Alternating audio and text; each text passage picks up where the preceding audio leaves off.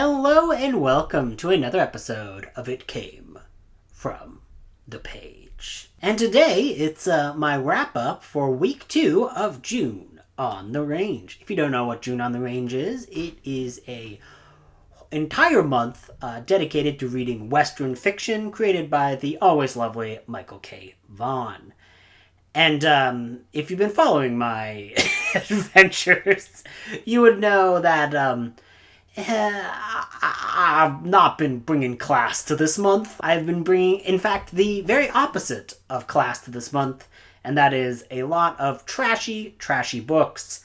I was talking on Plagued by Vision's wonderful Discord account, and one of the people there was like, it seems like a lot of June on the Range picks are being, influenced by Garb August, and I had to be like, I'm sorry.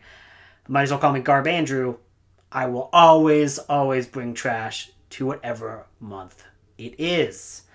Bring it. If it's classic month, I will find classic trash. Believe me. Let's get into some of the books I read. So first off, I completely finished a anthology. I had a Weird West anthology on the go, not the one that I had originally said I was going to read for this month, which was Straight Outta Tombstone. I ended up not reading that, and in fact listening to the audiobook for the collection Dead Man's Hand, which had a number of Weird West tales. In fact, there were 23 stories in all. Some were better than others. There were a few that I didn't like in this collection, so it wasn't a perfect collection, but as a whole, it was a very enjoyable read. And I especially want to point out two of my favorites. I really like Tad Williams' Strong Medicine, which is a Weird West tale about this town that kind of falls out of time and space every 39 years, or some kind of, I might have the number wrong, but it was there's a gap, and then every 39 years or so it gets dislocated from time, and there's a mysterious stranger who shows up each time to kind of help the town out. As you will see, a theme in this week was that I've been reading a lot of Weird West tales featuring dinosaurs, and wouldn't you know it, this short story features a ton of dinosaurs because they get brought out of time into the land of dinosaurs. And it was a very fun read. Like I said, you'll see a variety of dinosaur westerns as we go. This one is one that it's the town is thrown out of time. So I had a lot of fun with that. And by far my favorite of the collection is Walter John Williams' tale, The Golden Age, which is this love letter to the golden age of comics, and it uses the Western setting to explore what it was like from the golden age of comics as it kind of slowly branched into the new, more modern era. And they use this with this guy. It starts out and there's this team of British gold hunters who are in this combat with some Australians who've stolen their territory, and then all of a sudden this masked vigilante shows up named Condor Man, and it's clearly an analog for Batman, and then he takes out this seemingly normal group of British ruffians, and then after he takes them out and brings them to jail, they escape jail, and then they slowly become supervillains, and then as they are becoming supervillains, everything around them is growing into this very weird, wacky comic book world. And it's really talking about what the golden age of comics was like as it kind of transitioned later on. And it's very, very fun, very well done, and very inventive, and I had a blast with it. The only story I out and out hated from this collection was the Orson Scott Card story, and that dude's a homophobic chud, so I don't really like reading him or have any interest in his work. And lo and behold, his story about this freaking Johnny Appleseed was just lame as hell and was all about religion, and I was like, what? Boring. But the rest of them were all very varied and interesting. And like I said, there were just so many different types of stories told in this collection, from horror to science fiction to fantasy, and everything in between. And I really like the variety in this, and they have a lot of really good stories in here. It also had another tale by Joe R. Lansdale, another one of his Reverend Mercer tales, and it started the collection. And I thought I had listened to every Reverend Mercer tale last month, and it was fun to hear one new one. And no incest in this one, so good going, Lansdale. Yeah, so if you're at all interested in Weird West, it's pretty decent collection to seek out and find. Now, let's get into actual books. So, I don't know, I read Long Arm. I read a Long Arm book, which was Ethical Smut, and I then went to my local used bookstore, and I found something else in the 25-cent bin. Lone Star. And lo and behold, Lone Star is actually a spin-off of the Long Arm series. I had no idea there was a smut literary universe, but alas, there is. And this one is really fun because it has like a female, a female rancher, and she has like her main cowhand is this Japanese American named Kai, and he doesn't use guns for the most part. And it brings in it really is kind of a mixture of like honest to God, it's a mixture of like a Harlequin romance with like a martial arts book, because like our Long Arm, there's a lot of smut in this. And again, like I thought the smut was pretty well handled. It wasn't very creepy, and very varied in terms of who's getting with who. Kai also gets some love, and I really had a great time with this, especially because really Kai is so anti-Western in a way, because he's not using gun. He's like throwing shurikens at racists. He's like got like a bow staff, and like there's all these really fun, exciting Old West scenarios, but now it's with a guy who doesn't use guns for the most part, and it just kind of completely like subverts the tropes that you get to see in this. I'm gonna say this is not perfect, because there was a little bit of iffiness. Occasionally when they're describing Kai, there is some stuff where I'm like, I don't know if that would hold up today. But for the most part, like Kai is like, he doesn't speak in any like kind of, they don't do any like pidgin English or anything like that that you normally see when you're reading Westerns, especially if you're reading Westerns with a Asian American character. Those can be real bad. But this one is very nice because Kai just speaks normally. And he is like a respected member of the ranch that he's on.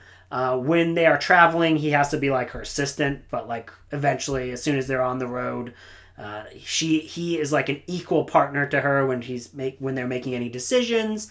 And like I said, the action in this was just very fun.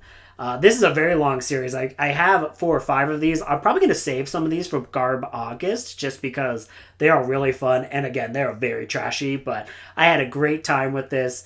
And as you can see here, he does karate fight a bull, and it's amazing. The main plot of this is basically like they're ranchers, and somebody has stolen a bunch of heads of cattle from like a neighboring ranch and has brought it from the I believe it's the Texas-Mexico border, and like had brought it all into Mexico, and then they have to go and find that and solve this big kerfuffle. But really, it's just an excuse for kung fu fights and cheesy Harlequin romance. So can't go wrong with that. Am I right? Now, let's talk about some comics. Yes, I did read some comics, and basically because the newest Jurassic Park movie was coming out at the end of the week, and it did come out, and I quite enjoyed it. I was really in the mood for reading dinosaur westerns and anything in the western genre that has to do with dinosaurs. If you're a fan of cinema, I would say that Ray Harryhausen's amazing movie, The Valley of Guanji, still holds up. That's a 1969 western, and that is a full-on cowboy western where a bunch of people lasso dinosaurs, and there's like this cool dinosaur who's like big and purple. He's like an Allosaurus named Guanji, and the trailer makes it look like he speaks because it goes Guanji, and it looks like that he's speaking. He doesn't speak in the movie. Anyways, it's amazing claymation western that has kind of spun off into its own little subgenre Funny thing about that, Willis O'Brien originally came up with that idea, but he did not get to enact it while he was alive. So Ray Harryhausen took up the mantle, and Willis O'Brien did all the effects for the original King Kong, did a lot of the effects for the original King Kong, and was a mentor figure to Ray Harryhausen in their amazing feats of claymation. So I love Valley of Gwangi and wanted to read a bunch of things that were kind of like Valley of Gwangi. So I just, this is actually the most recent thing I read, is literally before doing this video, I decided to pick up and read a Godzilla tale from the Godzilla run of Marvel Comics, and there were 2 issues in which Godzilla was in the Old West. Now, as you can tell, I have these old Essential volumes. The Essential volumes are black and white. They are still very cool. Growing up, I read so many Essential volumes that even the smell of the Essential volumes just kind of brings me back to my childhood. And I was really kind of growing up in my teens right as these Essential volumes were just being released all over the place. I recently had to get rid of a lot of my Essential volumes just because, 1, I needed space, 2, I needed money at the time. And I kind of regret that now, having read this one and being kind of like thrown back and realizing how enjoyable it was. Now, Godzilla, King of the Monsters, this is the only time this Marvel, at least to my knowledge, this is the only time the Godzilla Marvel comics have been reprinted. I'm kind of amazed this exists at all, and I'm really surprised they went through the rigmarole of the licensing to make this work. But this is an entire amazing and very, very fun Marvel series. I haven't read a lot. I think I might have read like an issue here or there, but I haven't really dived into a lot of these, and I'm clearly missing out because, yeah, the issues, Godzilla King of the Monsters issues 15 and 16 from the Godzilla King of the Monsters run were this weird 2-parter Western exploration and extravaganza where Godzilla is just roaming through the Old West after fighting a bunch of monsters, and people are trying to like lasso him, and like there is like this whole like cattle rustling subplot that's going on as Godzilla's just kind of like roaming through this like set of ranches in Salt Lake City. And these are all done by Herb Trimpe is the penciler, and Doug Munch is the writer. I did not realize it was pronounced Doug Munch until I saw a video saying the name. I would have already called him Doug Monek, but I think I did hear it was Doug Munch. Now, this was inked by Dan Green. Shelley Letterman was Shelley Lefferman was the letterer. Don Warfield was the colorist. Bob Hall was the editor, and of course Jim Shooter was the editor-in-chief at this point. I love the way Godzilla looks in this comic. There is so many like fun, huge splash pages, and this is pretty run-of-the-mill storyline. Godzilla gets blamed for all these missing cattle, but it's actually a bunch of cattle rustlers who are trying to get everyone worked up to try and stop Godzilla so that they can continue doing their wrestling. And of course, Godzilla does not listen to their plans, and everyone ends up happy in the end because Godzilla unearths the secret stash of the cattle who have been rustled, and then Godzilla literally saves someone. Like there is like the main villain is about to like shoot our hero, and then Godzilla just like swats him. Like, Godzilla's just walking by and just swats him. And you're like, yeah, that's just what probably every Western needed, is just Godzilla to show up at the end and just be like the Deus Ex Godzilla. I had a lot of fun reading this. Again, these are 70s Marvel comics. These are written for kids. They are very funny, very loose in terms of, like, storytelling, and I had a lot of fun with this. The art was great. I loved the characterization of Godzilla in this, and it warmed my heart to kind of read a very fun, very silly Godzilla comic. The other full book I read which was really good and was a dinosaur western is Pteranodon Canyon by Tim Meyer. I knew of Tim Meyer because he had written a slasher book that I heard on Kelsey's channel, Slamming Slashers, Kill Kill Carnage, and it's supposed to be a pretty good slasher book. And if it's anything like this book, I think I probably will go back and read that.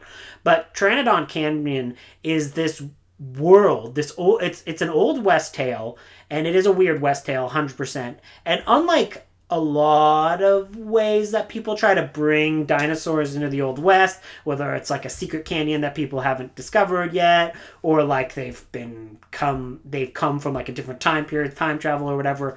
This one is just an entire universe where as soon as we started to settle the Old West, we discovered dinosaurs were still living there. And it's basically this entire world is built around the fact of dinosaurs are just part of the Old West. Like they just live out here, and this is part of just the entire reality at large.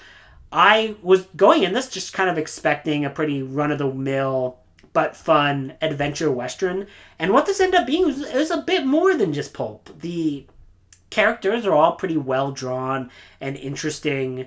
There's these three people who are hired by the U.S. government to pretty much go in and take down a criminal who is illegally hunting pterodactyls.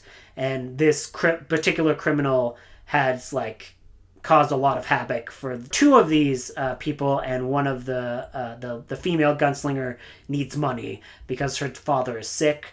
So there is a lot of fun scenarios in this that are using the Old West to tell a very interesting story and just incorporating dinosaurs in the greatest of ways. There is a lot of very, very well written and glorious dinosaur carnage. I had so much fun. This is a book that really because normally what I've been doing lately is, because I'm trying to fit as many movies in as possible to get slasher movies as well in this month. This one I enjoyed so much I couldn't put it down, so I just kept reading it. So I read this in 2 days. You could probably read this in 1 day. It's not a very long book. It only took me a little bit longer because there was rain, so I had a lot of brain fog, but it's a pretty quick read. And I just had so much fun with this. The world is so richly detailed, and the way that they've incorporated all of these little things that you know about the West in with these things that are just introduced by having various dinosaurs roaming about, and they use they incorporate dinosaurs in very interesting ways.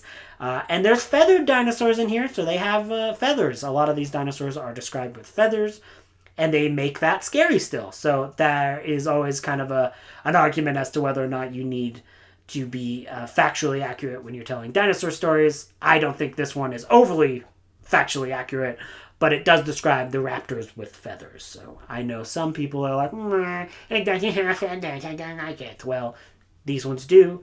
Please stop complaining and live a life where you have read Pteranodon Canyon. I was looking at Goodreads. I was surprised that there was very few people who have rated this book. And lo and behold, it's because this came out on April 22nd of 2022. I thought this was an older book. This is a very new book, and I had just seen someone post about it online ages ago and was like, oh, I want to read some dinosaur western. I better pick this up. So I didn't know, but yeah, this is a newer book written in 2022, and I had a lot of fun with it. So I would definitely recommend this if you are kind of in the mood for a breezy, fun Pteranodon, dinosaur, T-Rex, raptor-filled gore fest with some good characters and an interesting plot. I had a really, really fun time with it. So that is a high recommendation from me. The last one I'm going to talk about here, I haven't completely finished reading it yet, but I'm about a third of the way through, and it's a pretty self-explanatory book. This is Cowboys and Saurians, Dinosaurs, and Prehistoric Beasts as Seen by the Pioneers. This is written by John LeMay. This is a collection of various tales from the Old West. All of these tales appeared in newspapers, and there are just all these reports of strange creatures found in the Old West. Now, it is common knowledge that a lot of these would be fakes. Back in the day, and this was not a malicious thing by any means, but back in the day, a lot of times if there was like a slow news day and they just wanted to create entertainment, they would just make up a fun story to be printed in the newspaper. And a lot of these are that, obviously, of like people being like, oh yeah, old Johnny 2x2 found himself a pteranodon and he brought it to the general store. And these aren't meant to be like like they're not meant to be deceitful. They're, if you're reading this, you would know that they're fake like a lot of the times, and they're built for like entertainment. So they're not fake news in malicious extent as we do now, where they're fake news is very politically motivated. This was just entertainment writing back in the day a lot of times.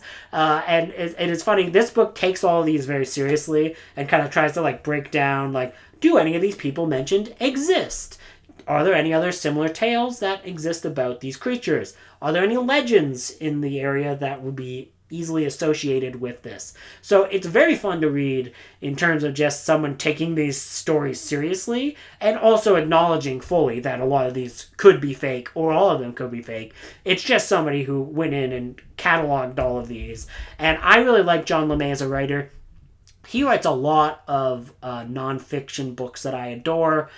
He has done a number of really in-depth and interesting books about Godzilla movies, unmade Godzilla movies, and he's got a great King Kong book called the Lost Films of Skull Island, which just came out with a new edition, so I'm very excited to read that.